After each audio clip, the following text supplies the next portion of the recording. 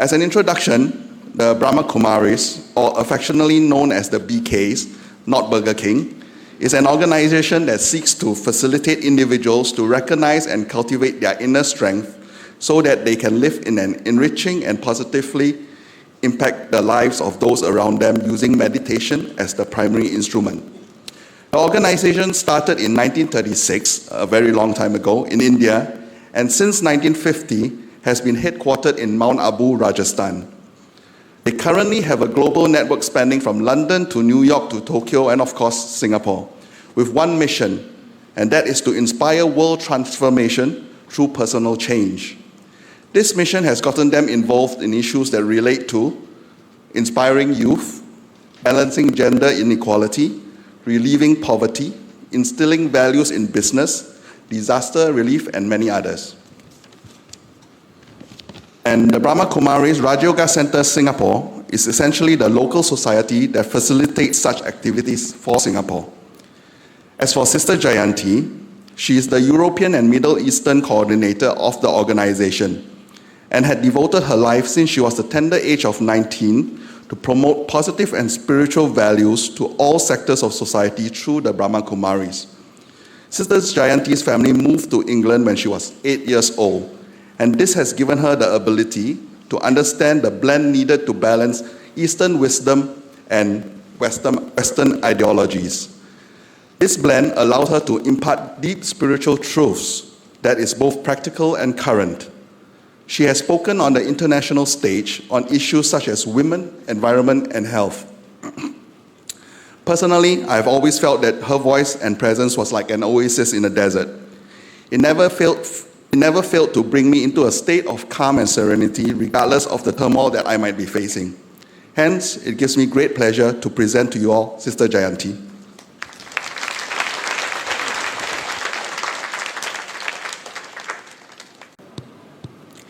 Good evening, and a greeting of peace.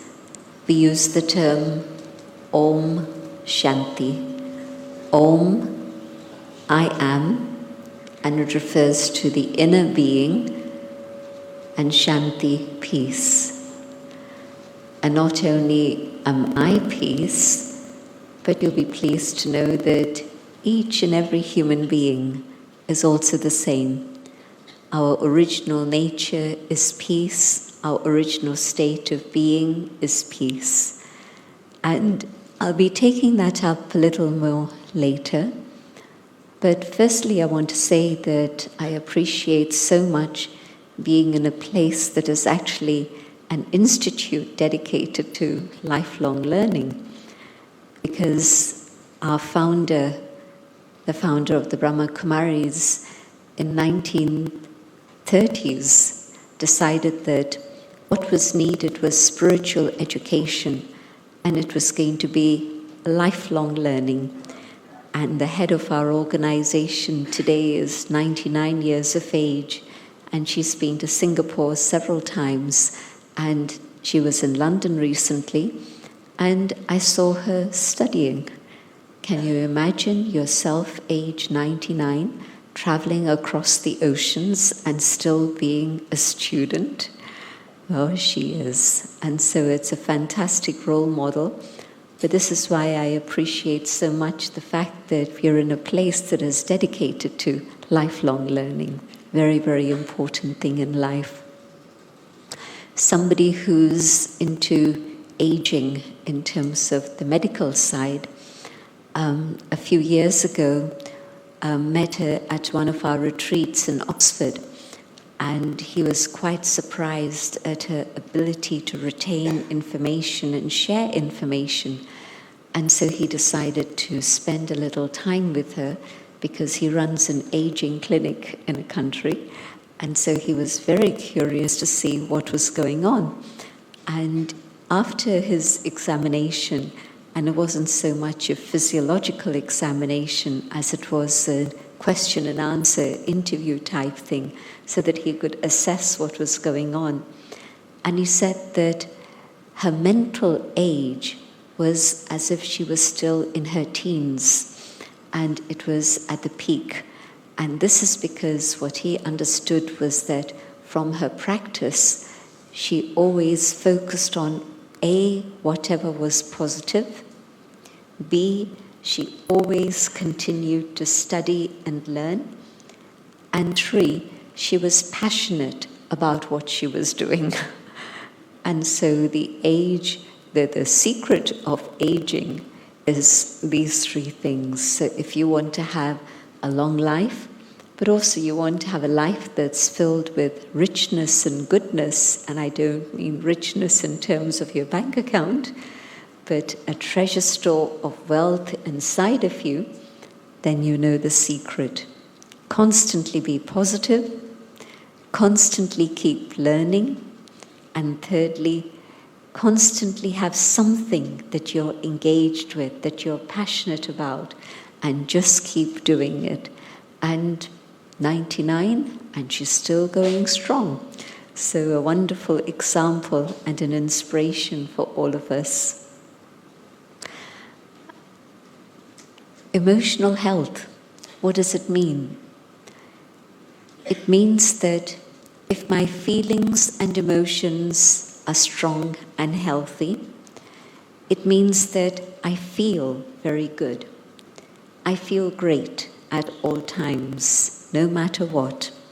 No matter what is going on in terms of the crisis at work, in terms of the crisis of nature, the upheaval of natural disasters, in terms of the ups and downs of relationships, in terms of politics, or in terms of my own personal finances, or the state of finances in my country, whatever any of these situations may bring up, yet I'm able to maintain an inner state of well-being and stability so that I can make a contribution which is positive to the external situation.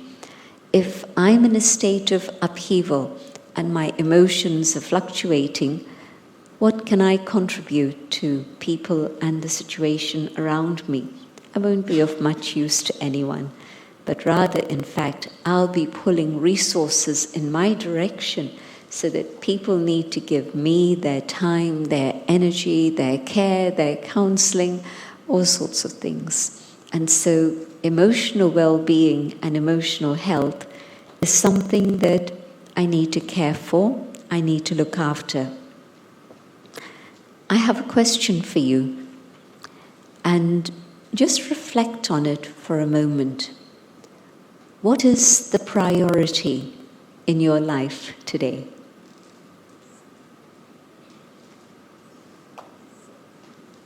Giving you a moment just to think it through. Okay, you've got your answer? Yeah? If it was a group of 20, I'd ask you, but since it's not, I'll let you compare what your answer is with what I'm going to share. For many people, priority is work. If you're not shy, put up your hands and tell me if your priority is your work. Okay, I understand completely, because if I don't have a job, how am I going to survive? How am I going to care for my family? How am I going to manage to live? How am I going to be able to give a positive contribution to society? And so I understand completely those who said that their priority is work. And the pressures at work today are more than they've ever been. There's so much competition. There's so many skills that we have to keep developing and learning. There's constant upgrading that we need to do for ourselves. And the world situation is volatile. You don't know what's going to happen where. So yes, I understand completely if your priority is your work. Another question. Who would say that their priority is their responsibility to their family?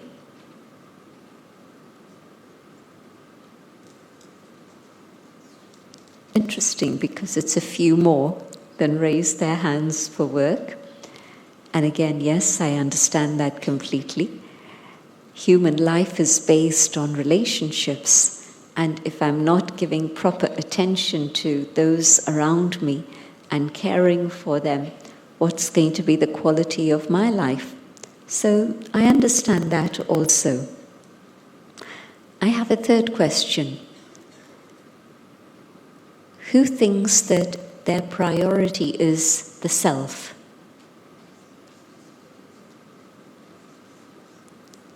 Interesting. The maximum number of hands that were raised, and a lot of people didn't raise their hands, which is okay, I don't mind. But the maximum number of people who raised their hands was for this. And I have to say that I'm impressed. Why? Because in a place like Singapore, which is, dare I say it, highly materialistic, do you agree? Yes. When I first came to Singapore many, many years ago, I didn't expect it to be as materially advanced as it is, or to have people focus so much attention on the externals. Now I'm not surprised anymore, but still, it's very much in that ilk. But it's interesting.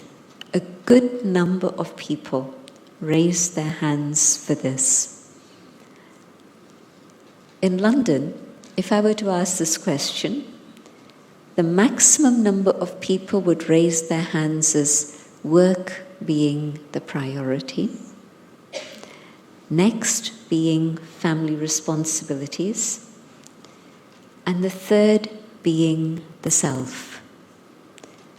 Most people don't have time for the self. And probably, even those who raise their hands that the self is the most important, I wonder how much of your 24-hour time you're actually able to give to yourself.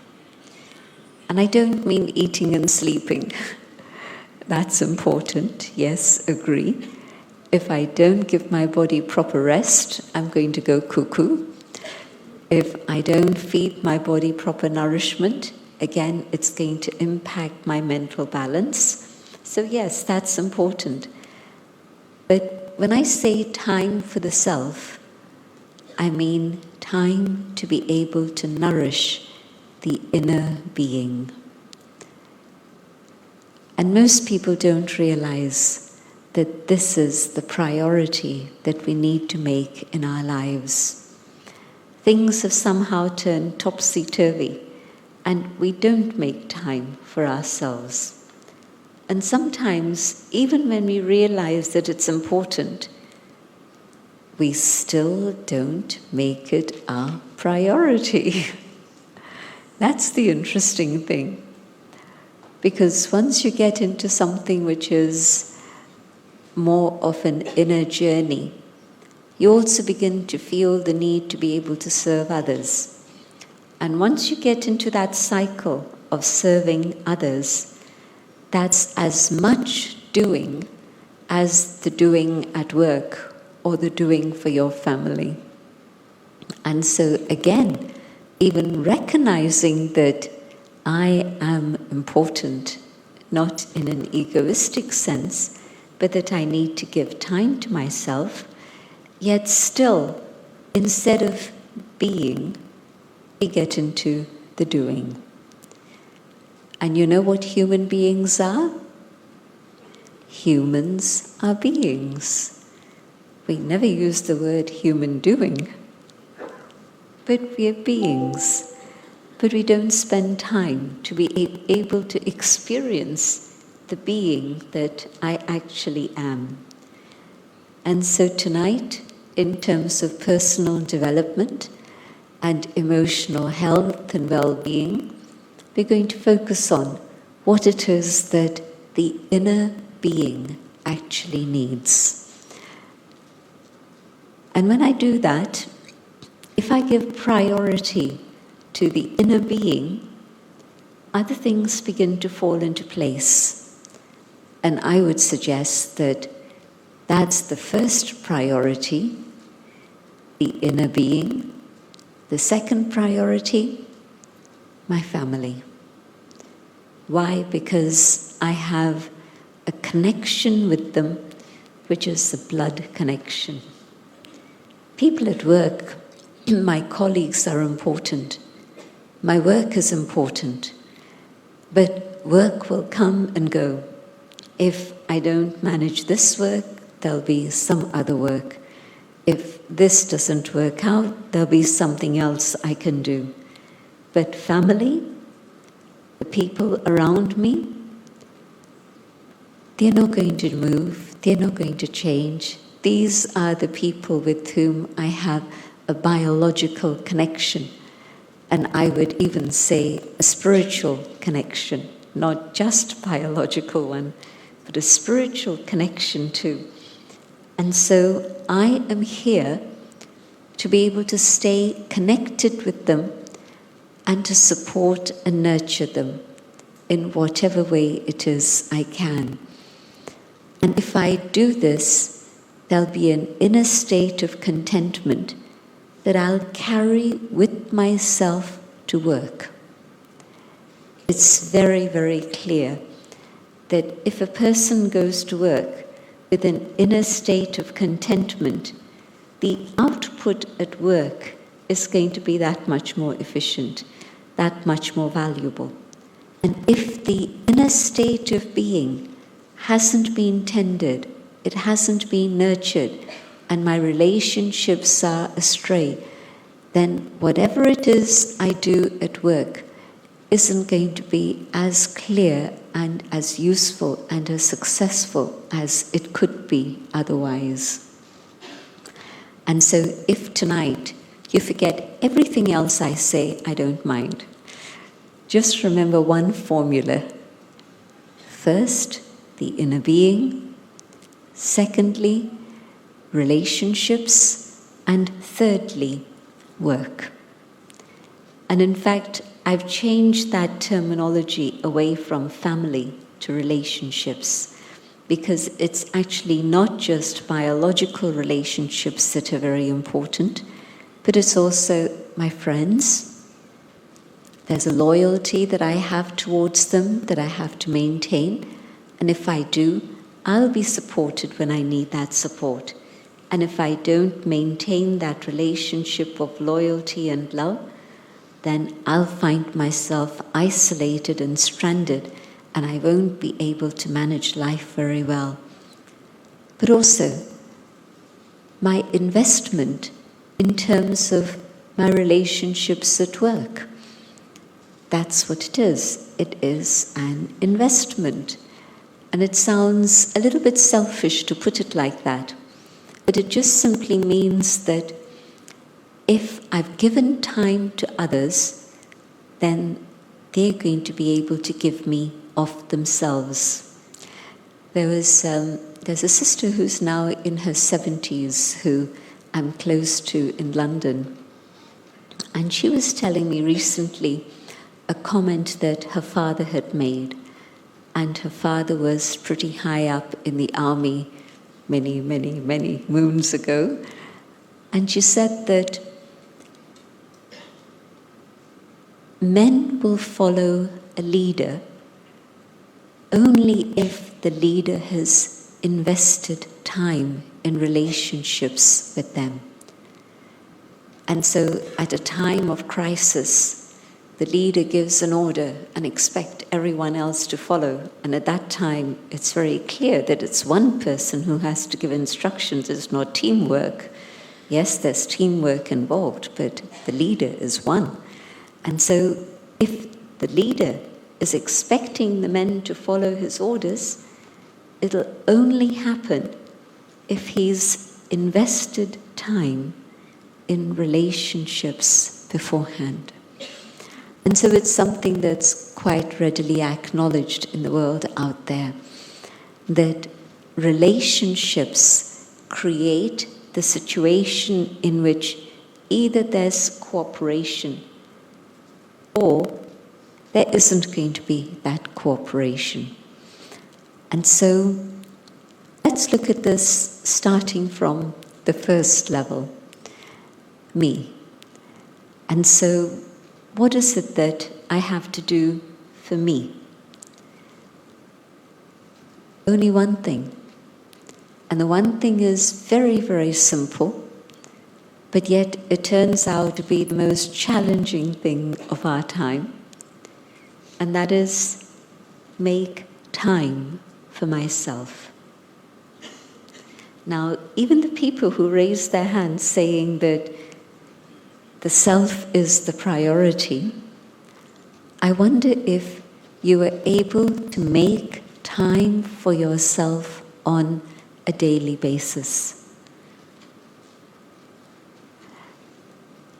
Not once a month, not once a week, but every single day. If I'm making time for myself, there's a number of things I'm doing. I'm giving myself time to process. Do you know what happens in today's world? We watch movies till late, or we go clubbing till late. Early morning is out of question. Late morning is the time we start, and we start off with just a cup of black coffee to get ourselves going, to keep our eyes open, and we rush off to work. And the normal rhythm that there used to be in life, in which you wake up, there's time for a bit of reflection, there's time for a cup of tea, and just sitting quietly and having a hot drink. And what you're doing is preparing yourself for the day. There used to be a time when people would have breakfast together. They knew that through the day things were going to be up and down, but at least everybody has breakfast at the same time, even if it's a simple breakfast, but whatever it is, time to eat together in the morning so that you're spending quality time together. You're giving of yourself to your family.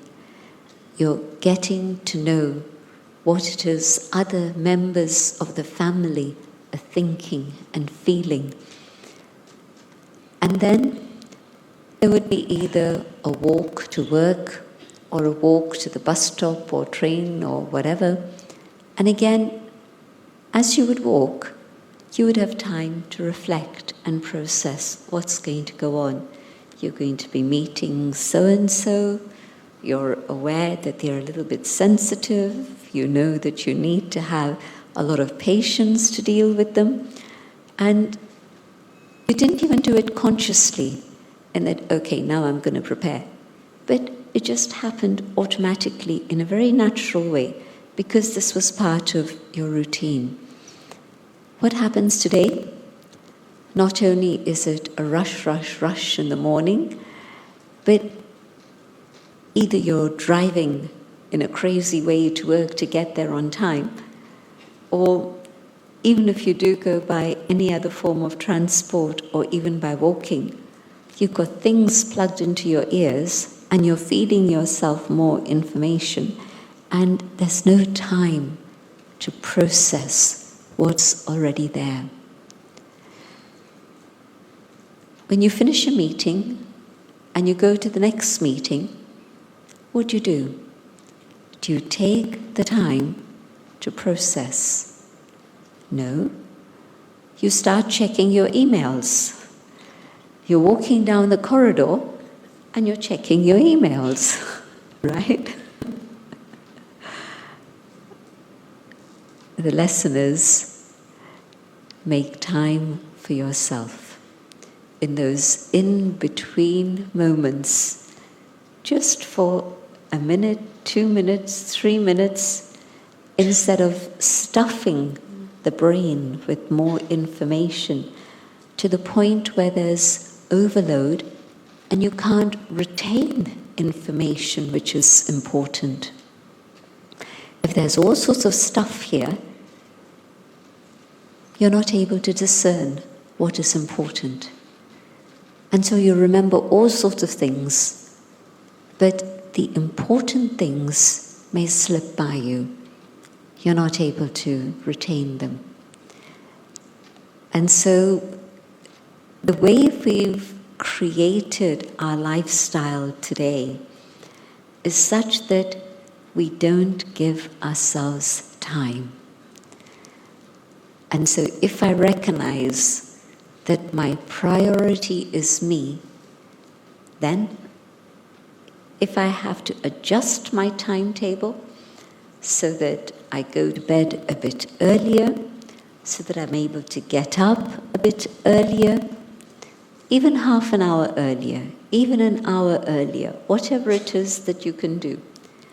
But that time is then time for me. It's space for me to be able to have silence. You were seeing on the screen lots and lots of benefits that silence brings.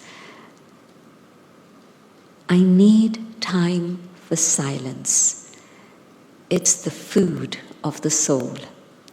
And if I'm not feeding the soul, I get stressed out, I head to burnout, neither am I capable of doing my work, nor am I fulfilling my responsibilities to relationships, and I'm definitely not looking after my own well-being. And so giving myself time for silence means that I'm cleaning out whatever it is that's going on inside of me. First step, to clean out, sort out, throw out the rubbish. Second step, to fill my mind with things that are very nourishing and healthy for me. I'm not so sure about exactly what happens here, but probably the global trend is also what's happening in Singapore. But certainly in the West now, people are totally aware of the impact of diet. And I'm talking about physical health and diet. And they'll definitely make sure that they start eating in a healthy way because they know so much depends on good health.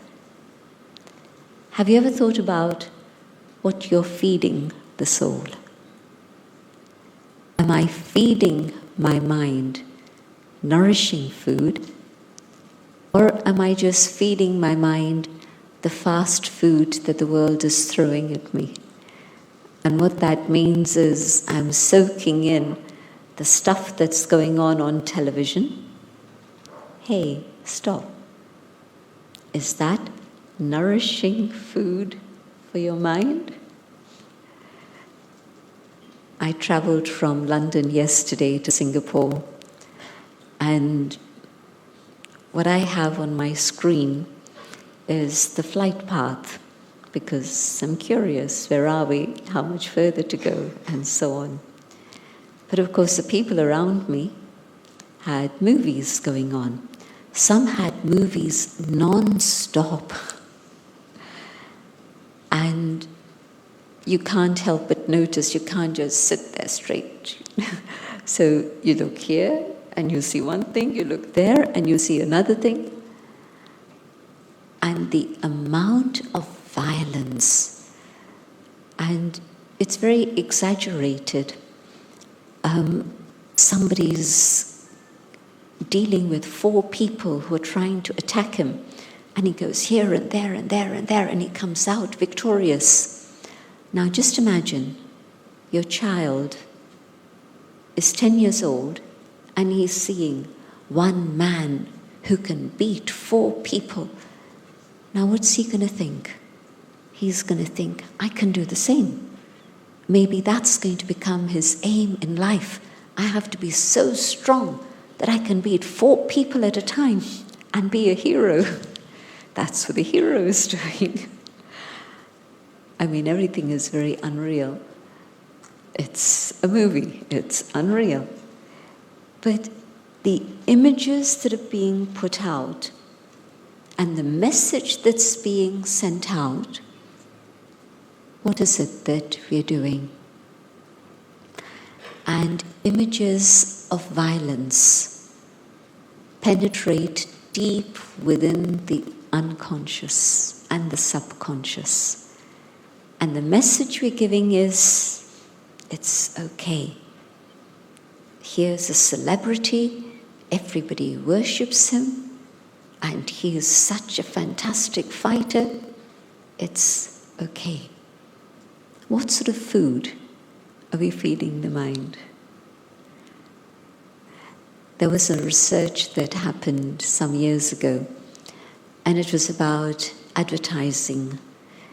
And what they found was that the more hours somebody spent watching television and being exposed to advertising, the more they were likely to get into debt.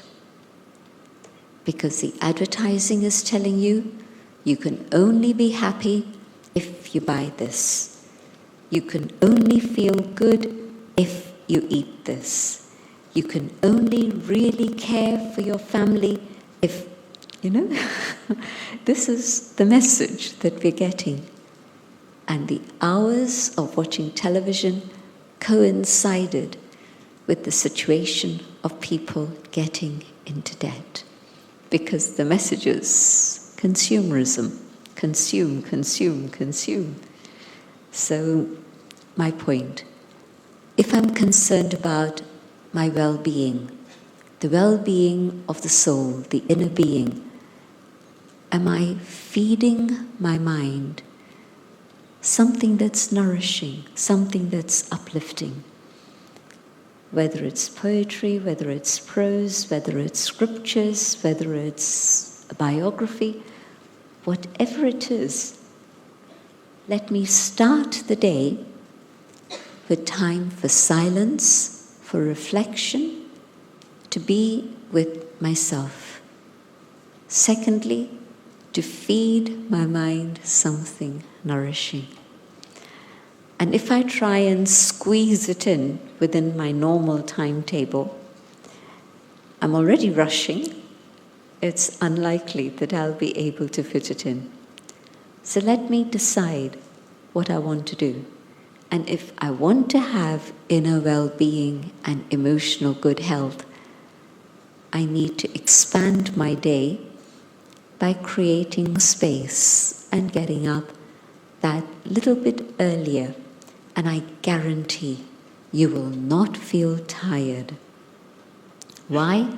Because when the mind is fresh and alert and awake, it doesn't tire. It has great hope and enthusiasm. We keep hearing about many different types of illnesses today that we never used to hear about earlier. And somebody was telling me, and it sounded very reasonable, they said that modern medication is able to prolong time in terms of lifespan, but it isn't able to improve quality of life. I'm sure most of you would agree. The lifespan is elongated, but the quality of life generally isn't. But that's one factor. Quality of life depends on what's going on in here, how I view life, how I see myself in life. But there's another thing that's happening. We keep hearing about viruses and things. When I was little, I hadn't heard about viruses. I started hearing about viruses maybe 30, 40 years ago. And I asked a person who's into holistic medicine, and he's an expert in Western allopathic medicine, but he also went into the whole study of complementary therapies and care and so on.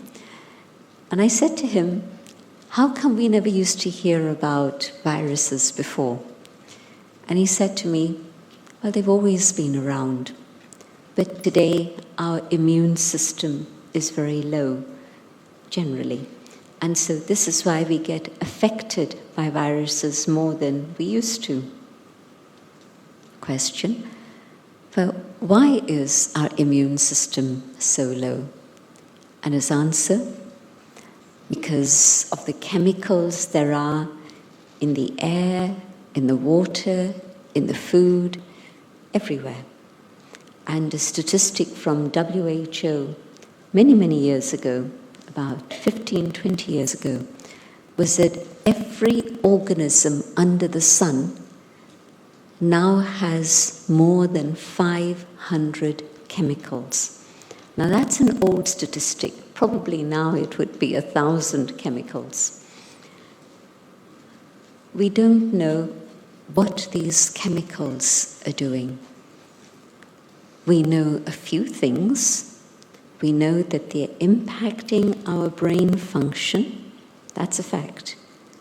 Our memory span is shorter than our ancestors, and I don't mean thousands of years ago, I mean even 100 years ago. That's a fact. We see it in our children, but it's true also for adults. Our tolerance capacity has reduced because of the impact of the chemicals. And thirdly, our concentration capacity has reduced. So these are facts about the impact of chemicals. I've given you bad news. But the good news, we can reverse all of these things through meditation and through the conscious, positive functioning of our minds. Our tolerance capacity can increase, our memory capacity can increase, our concentration capacity can increase.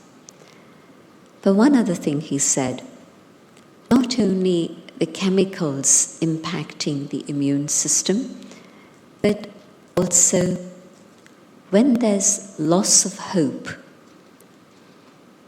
the immunity goes down. And this is where meditation comes in.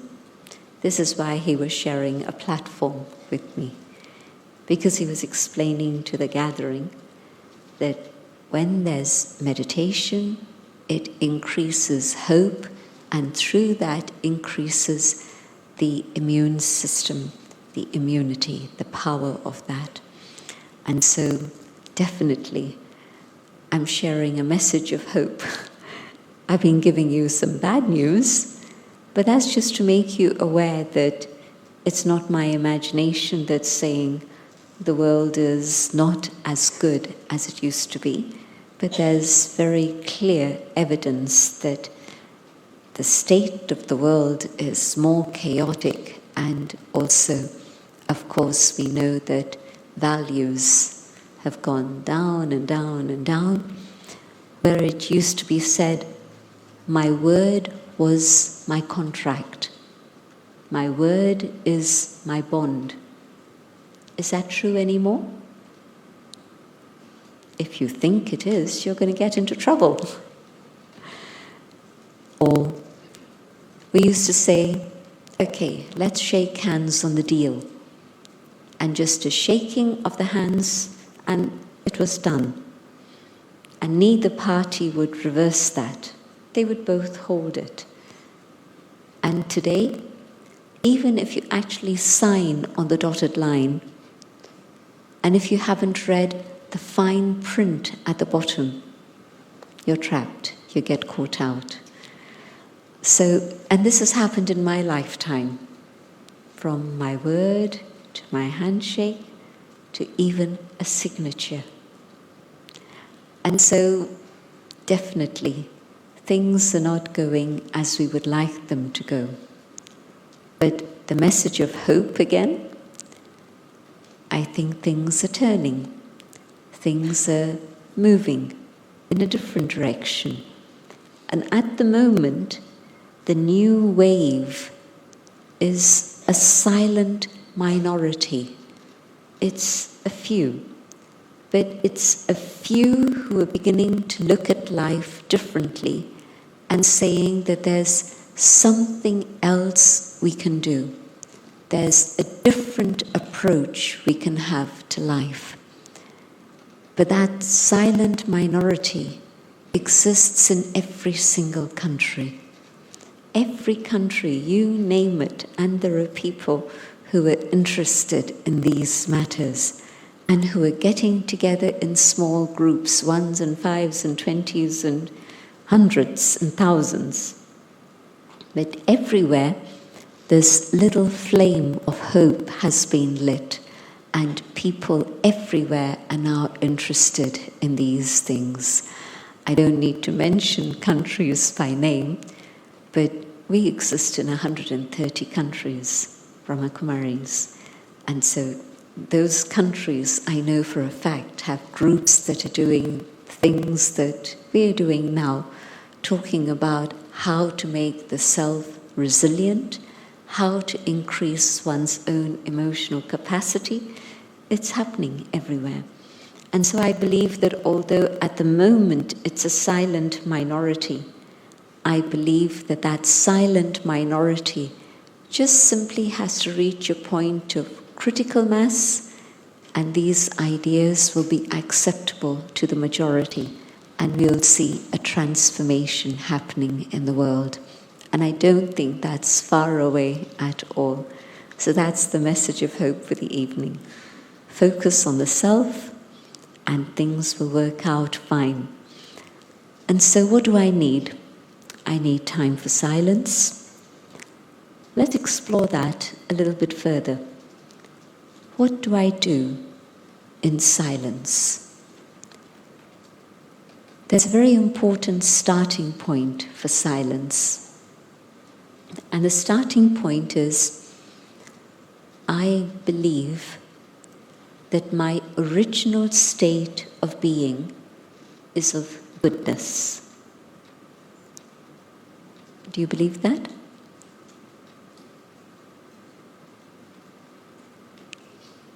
A few people are thinking deeply. A few people are going like this. And that's fine. Think about it. But there's three possibilities. Either that the original state of the human soul is evil. We have animal tendencies, and civilization and education tries to tame those negative tendencies. True? False? It's false. Any type of research that's been done has indicated that the original state of human beings is of compassion, is of love, is of kindness. That's not the state of evil. Rather, it's the opposite. So we don't begin our journey evil. Another possibility. Are we, as a human species, always a state of mixture? A bit of good, a bit of things that are not so good. We started like that, we'll end our journey like that. Is that what it is? A constant struggle and a battle between good and evil going on inside? Okay, think about what it is you're comfortable with. Are you comfortable in an environment of peace as against an environment of dispute and conflict? You know, when it's calm and peaceful, you feel comfortable, relaxed. When there's tension and conflict and disagreement, you want to be out. You don't want to stay there. So peace is natural. Love, when you're in an environment where there's love and care, hours can pass by and you won't even notice. And you're in an environment in which there's dislike, in which there's anything worse than dislike, you don't want to stay, you run. You run the other way.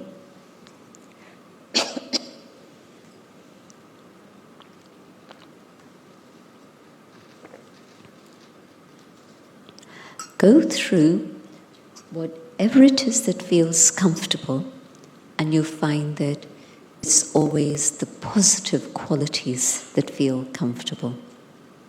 What's that telling me? That what is natural for me is not a bit of good and a bit of bad, but that which is good. And so it's leading me to the conclusion that the third state, the state in which the human soul, the human being has goodness, is that which is correct. I think that really, if we spend a little bit of time in silence, on the surface there are waves. Our thoughts, our worries, our concerns, our anxieties, our fears. But stay with it. Go deeper and deeper and deeper within yourself. And you come to that space within yourself which is very silent. And when you connect with that silent space, you also connect with the love that is there within you. You connect with the beauty of the inner being, the spirit. There was a very interesting experiment I heard about a little while ago. And this was in Texas at one of the universities there. And what they did was have a group of students, and they gave them $20 each. And they told them, go spend this on yourself. Another group of 20 students, and they gave them $20 each again. But they told them, don't spend this for yourself, spend it to buy something for another. End of the day, they all come together and everybody's spent the $20. It's not a big deal spending $20. But guess who were the happiest? The ones who had spent the money for others. The ones who had spent the money for themselves, it was fine, it was good. But the ones who had spent it for others came back saying that it made them feel so good. It really made them so happy to see the smile on somebody else's face when they were happy. And so the spirit of care, of giving, of generosity is actually something that is there inherent within the human being. Compassion, love, kindness, this is what the human spirit is made up of. And so when I begin to meditate in silence, I start with that understanding. Who am I? I am a being of peace, of love, of compassion. When you're speaking the truth, you feel free and comfortable. When you're speaking lies, there's a tension that comes, which is why they have lie detectors. The resistance of your skin changes, your physiology actually changes, because there's that reaction that's coming up from inside. But speak the truth, and you're comfortable and light and easy.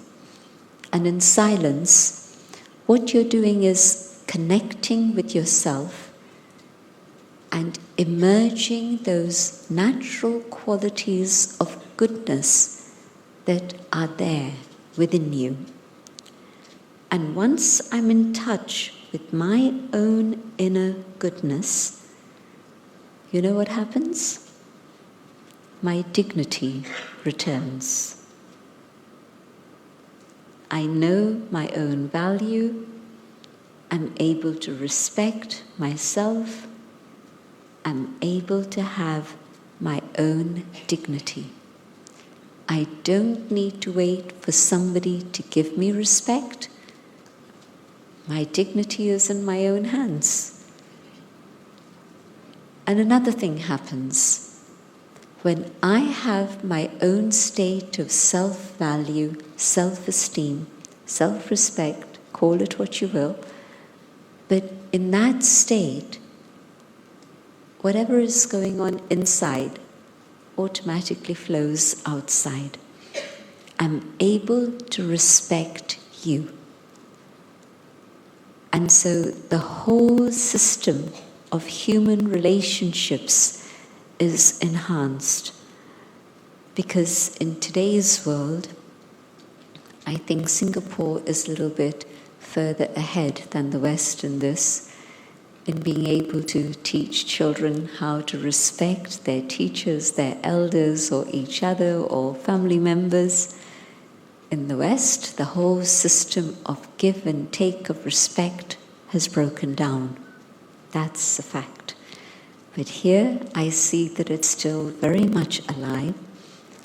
But the whole subject of identity and the self, especially when you're in a multicultural, multiracial, multi-religious context, respecting others and valuing differences happens when you are stable in your own state of self-respect. Again, this isn't just my imagination or anecdotal information, but it's actually research. A university in Minnesota in the USA did research on the subject for a period of about 4 years. And the outcome of that was that what they found was that where young people, it was conducted between young people of 14 to 19, and they found that where young people had self-esteem, there was no discriminatory behavior. And where young people lacked self-esteem, there was more discriminatory behavior. Now, looking at the subject of self-esteem, one is that I connect with myself and see my own inner beauty and goodness. When you look into the mirror, when you go home tonight, when you're brushing your teeth, what will you say to yourself? Here's a suggestion. Say to yourself, the image in the mirror, but look at yourself right here in the location of the eternal being and say, I love you. Can you do that? Maybe you'll feel a bit awkward about doing it first time, but try it. And even if you don't believe it, they say fake it till you make it. So until I actually start loving myself, let me at least start by faking it and telling myself. But believe me, it is a fact. When I go on that inner journey and see who I am as the eternal being, and I see the goodness that there is within the soul, I can start valuing myself, respecting myself, and loving myself.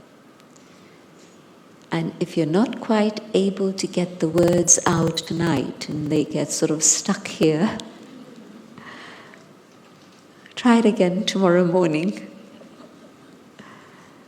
And it'll make a big difference to your whole day. It really will. When I love myself, I can love others around me.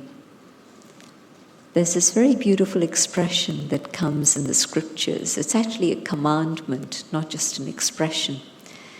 But it goes something like this: love thy neighbor as you would love yourself. Do I love my neighbor?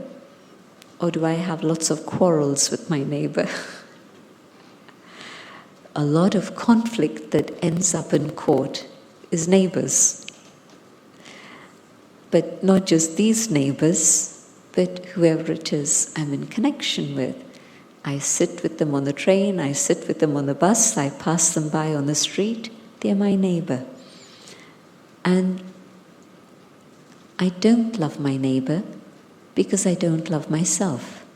I can only love them to the extent that I love myself. And so when I start valuing myself, I can start loving my neighbor. Spend time in silence with ourselves. If I didn't give time to you, how could I get to know you? I can't. I need to make time. I give time to myself, and I can get to know myself. But also the second reason why there's big time lack of self-respect is because deep in my heart, I know that my life and my core values are separate. The things that I hold important, which I value as being important, I'm not doing that in my life. There's a disconnect. And in that dissonance, maybe nobody else knows, but I know myself. And because I know myself, I'm not able to respect myself. So that's the second big reason why there's such low self-esteem today. And that's what the advertisers play on. The advertisers spend multi-millions on the psychology of how to make a person feel good, because we don't feel good about ourselves. But the marketing people are just wanting us to buy, and that's not going to make us feel good. But spending time with myself will make me feel good.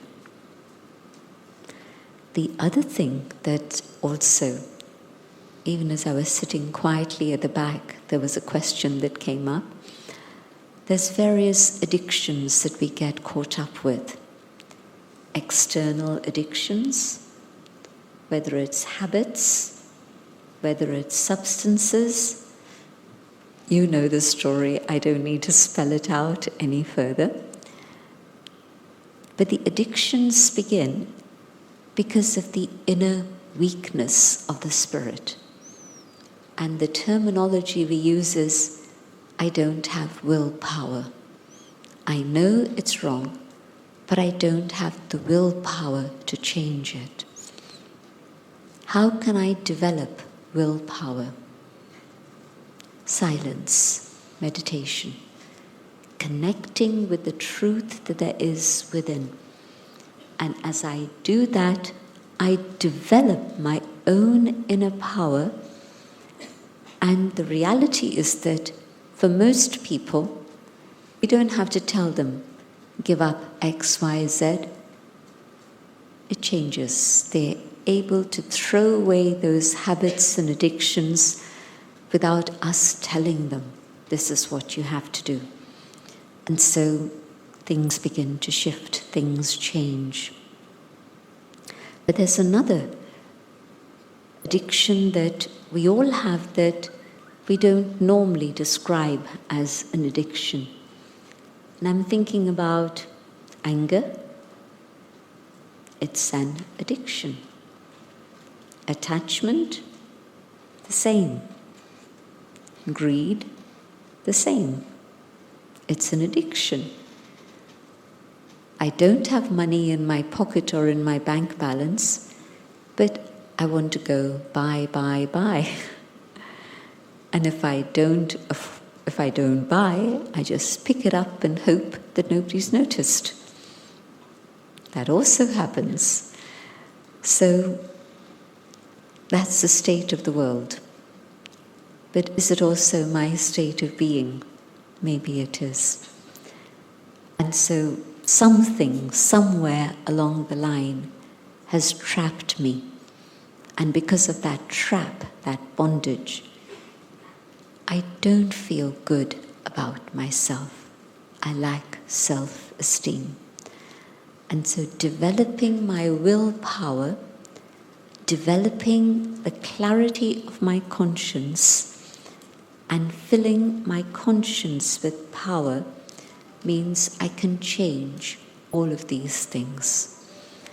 So the most important aspect of emotional health and well-being is being able to love the self, being able to be content with myself. And then I'll be content with what I have, even if I don't have very much, but I'll be content because I'm content inside. And then I'll be able to be content with others around me. And I'll maybe be able to give them contentment too. So it's a huge subject, but I've touched upon a few things that I think are very important. And so let me stop here and see if you've got comments or questions. I believe you were given those slips of paper, so maybe it's time to pick them up, gather them together, and then we can take them up. Those with questions who haven't been passed on to the ushers, could you just raise your hands so the ushers can come over and pick them up from you?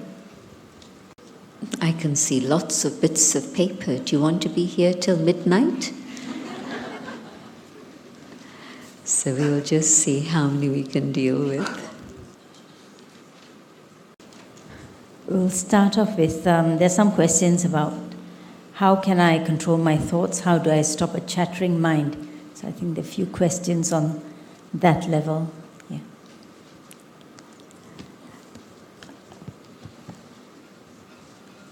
I realize that whatever is going in my mind is actually my creation. My thoughts are what I create. And most times we're not aware of this. We think that thoughts are coming to us from outside. I see something, I hear something, and so that's where my thoughts are coming from. But just look at it. Here are 4 people. They witness the same thing, but each one of them has different type of thinking about it. Here's an example. There's an accident. And here's one person who comes on the scene, and he immediately looks for the person who's injured or the people who are injured, starts feeling their pulse, starts seeing where the injury is, and you know that there's some sort of medical background there. Here's another person who arrives on the scene, and he starts looking at the vehicle and seeing where it's damaged, and you know he's a mechanic. Here's another person who arrives on the scene. They don't do anything, they just start crying. And so, you know, it's a relative. Here's another person, and he starts asking people, were you there? Did you see this? What happened? What? And you know, he's probably from the police department. So same situation, but different thoughts. And so it's not the external scene that creates my thoughts.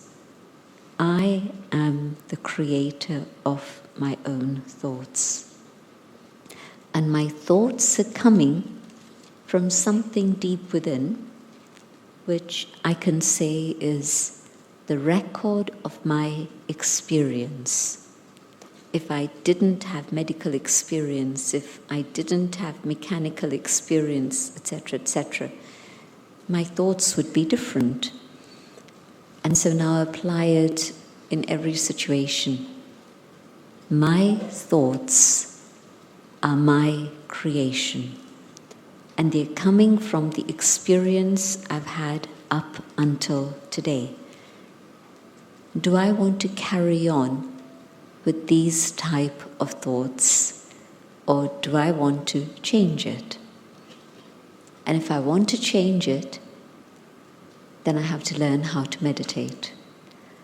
And so what we are doing in meditation is changing the pattern of thinking. There's many types of meditation, and sometimes people think, well, it doesn't matter, whichever is fine, which is okay. You can experiment with whichever type of meditation you choose, but the meditation of Raj Yoga, which is what we are teaching and practicing, is saying that don't stop your thoughts, but instead of thinking about day-to-day life and your ordinary thinking and mundane life, think about one thing, your own inner world. Go deep within yourself and go deeper and deeper until you get to the core of your being, where there is stillness and silence. And then you're able to go even deeper and discover more treasures. So first I need understanding of how the mind works. Secondly, I need the practice. And thirdly, I need the right company. Company colors you. And so there'll be company that'll take you off in another direction, and there'll be company that will support you on your inner journey. And I don't want to advertise, but in fact, at the end, Sister will give you information where you can contact us for a free course in meditation. And that is very specific. The Brahma Kumaris have a philosophy that spirituality is like the sunshine, available for all. It can't be bottled and sold. So we can't charge you for anything that we are sharing. It's not ours to charge for. It comes from the divine.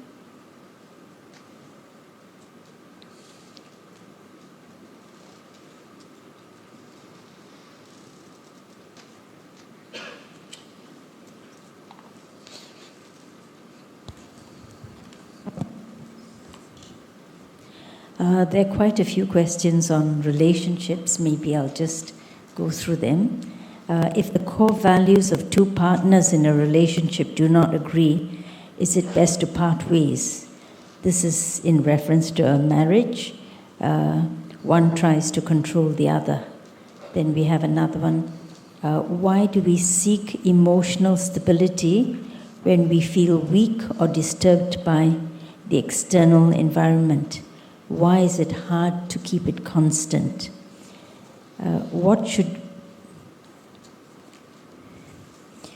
How can you free yourself from thinking of stressful relationships in the family? How do I recognize if myself or my child is feeling stressed?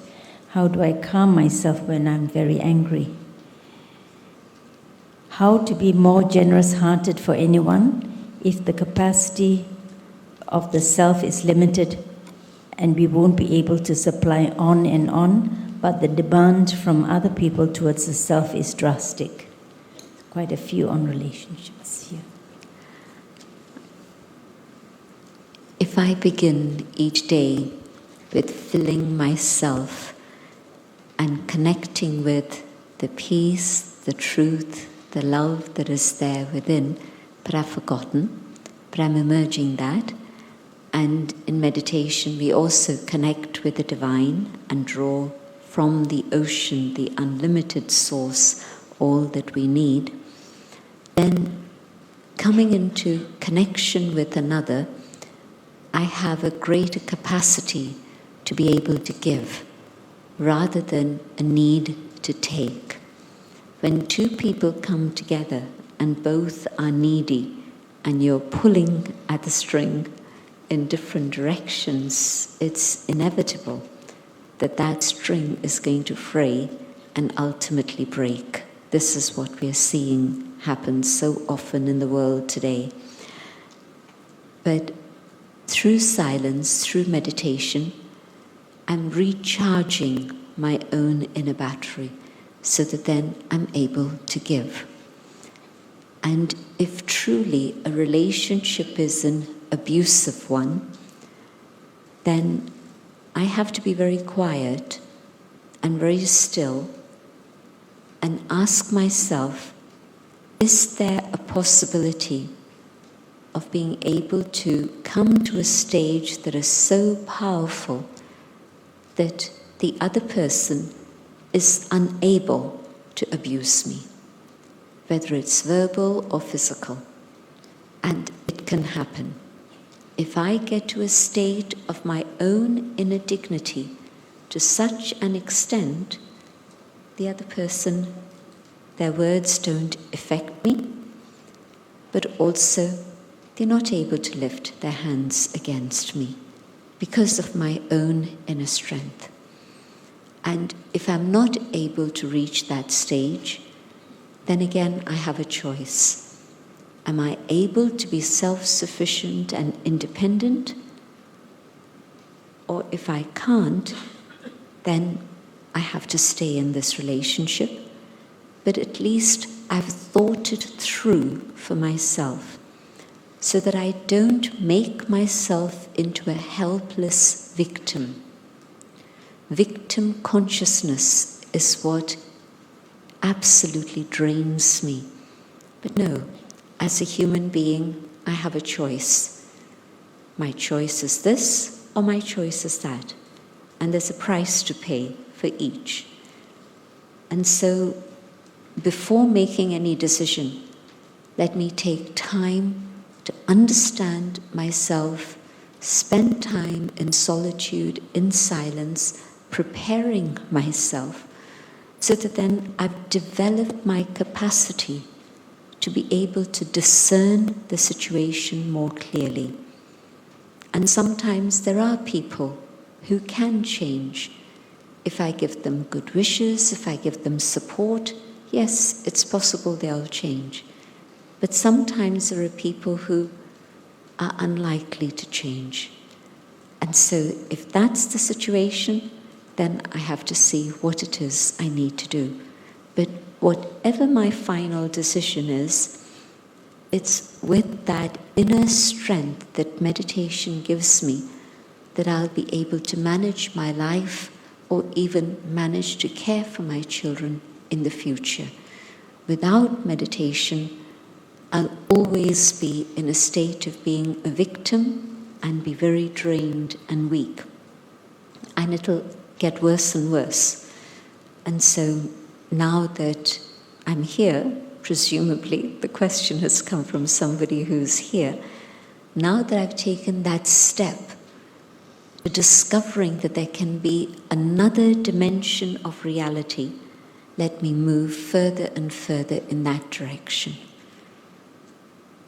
That's generally what I would share.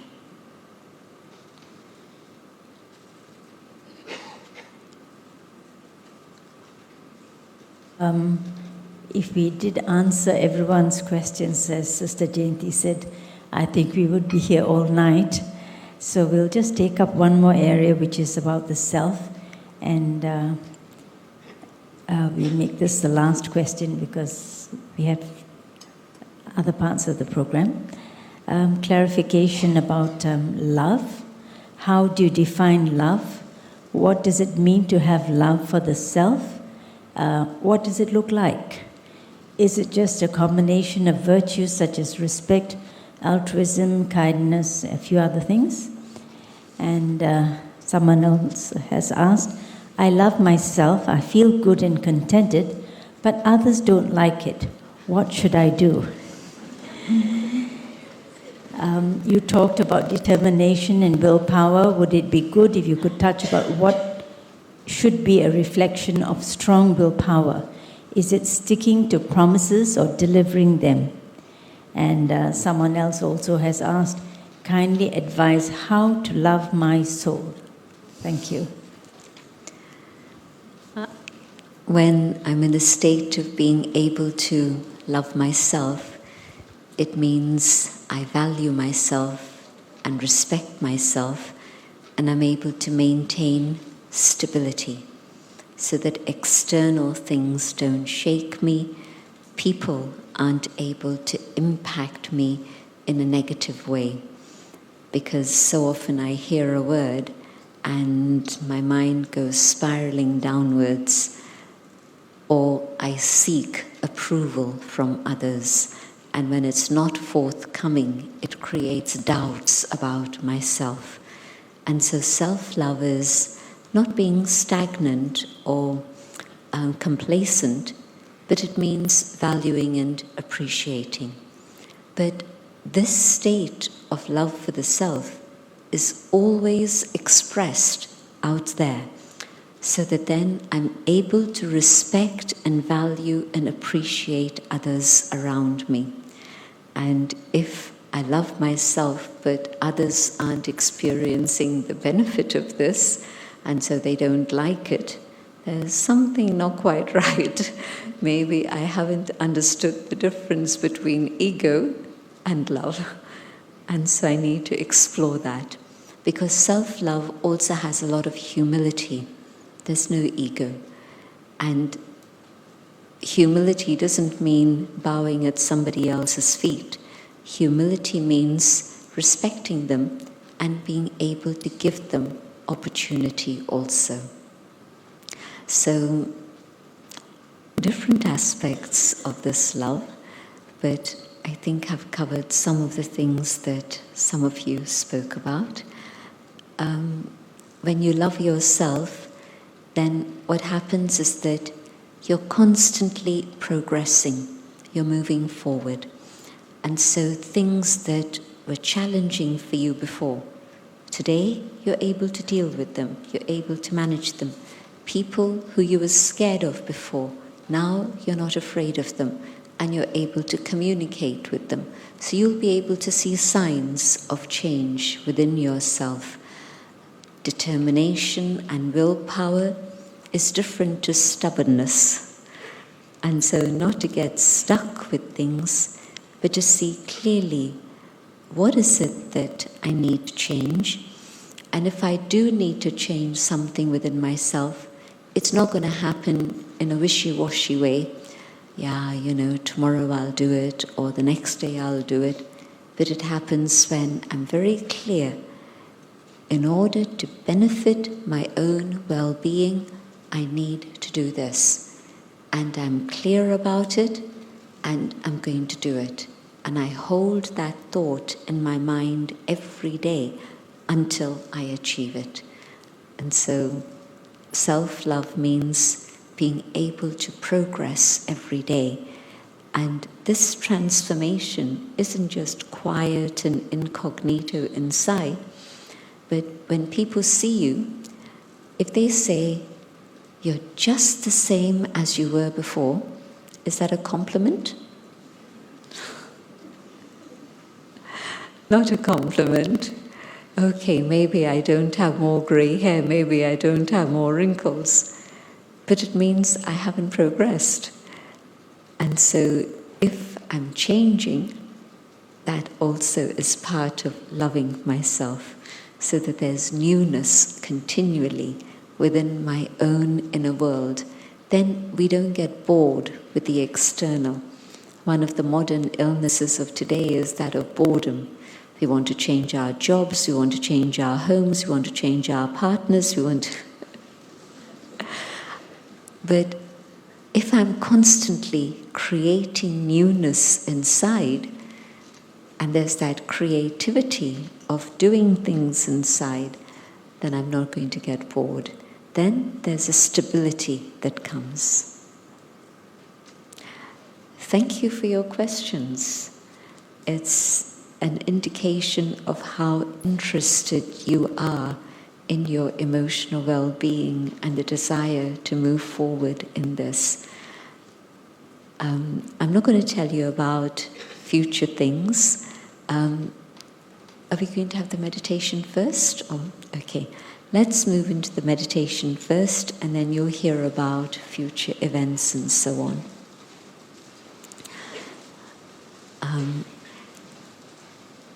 The best thing is to let the body be very comfortable and relaxed, and probably if you've got both feet on the ground and if you're holding something, put it down, and the body will be more balanced. But the important thing is to see where the mind is going and what the mind is doing. And so I'm going to speak out my own thoughts in meditation and invite you to follow these ideas.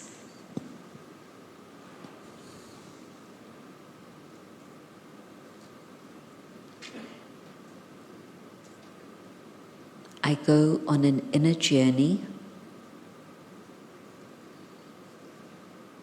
and as I focus in the center of my forehead, between the eyes, just behind, I can feel the inner being that I am.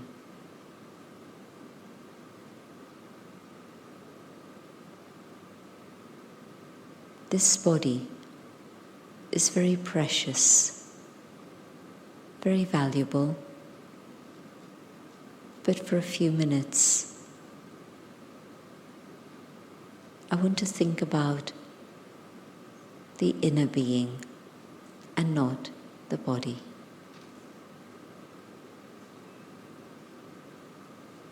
I go into my own inner world.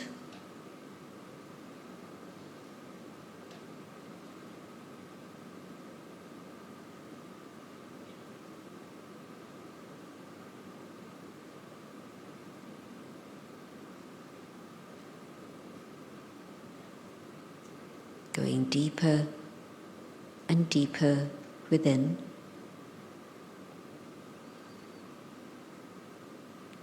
I come to that space where only I can enter.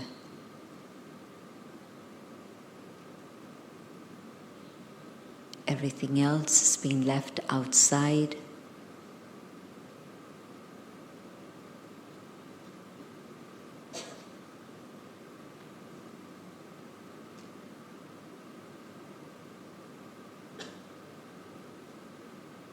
And on this inner journey,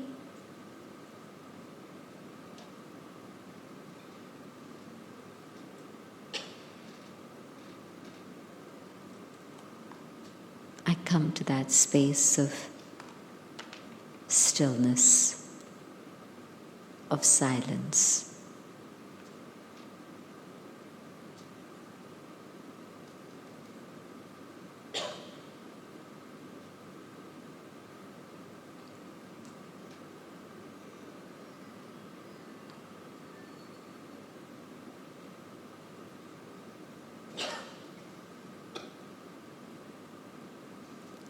I am the being of peace. I am a being of light.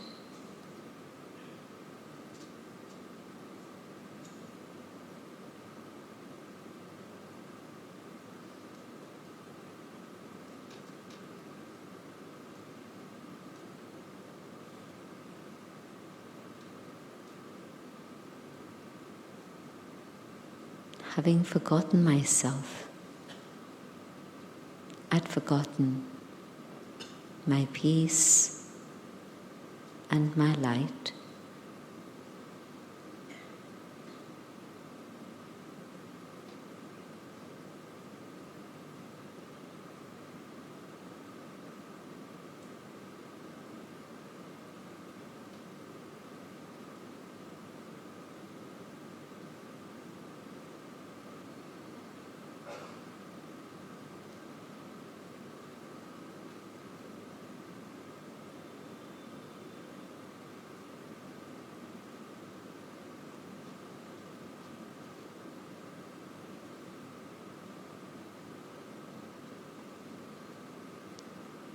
through the peace within,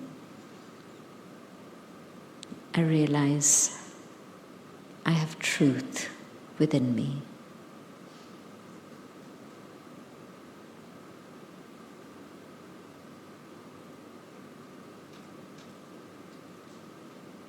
I am peace. I am light.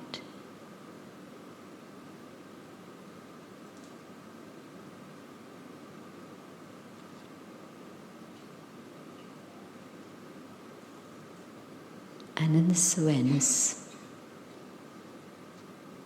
I share the peace, the love, and the unity.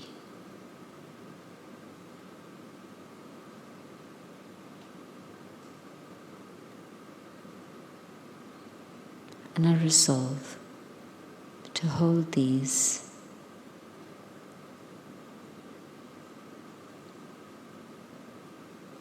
I come back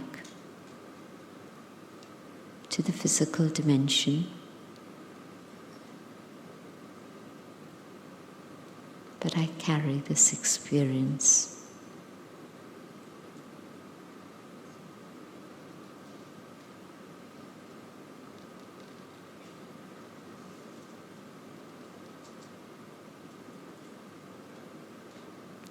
Om Shanti.